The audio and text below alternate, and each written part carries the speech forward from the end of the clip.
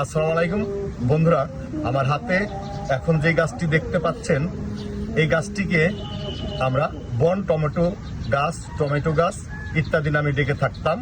এটা আমাদের এলাকায় ধান ক্ষেতের আগাছা হিসাবে হয়ে থাকতো। আর এর ভিতরে একটা ফল দেখতে পাচ্ছেন, এই ফলটা আমরা পাকলে খেতাম, আর এটা দিয়ে আমরা খেলতাম, অনেক শব্দ হয়। এটা খাইতে অত্যন্ত সুস্বাদু।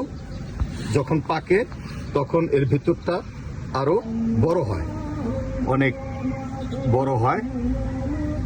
এটা খাইতে খুবই মজা লাগতো। আমরা খেতে খামারে গিয়ে খুঁজে বের করে যেইটা পাকা থাকতো সেইটা, এটা এখনো পাকে নাই। এই ফলটা বিদেশে অনেক দামে বিক্রি হয়, ওরা অনেক মজা করে খায়, এতে অনেক ভিটামিনও আছে। ধন্যবাদ।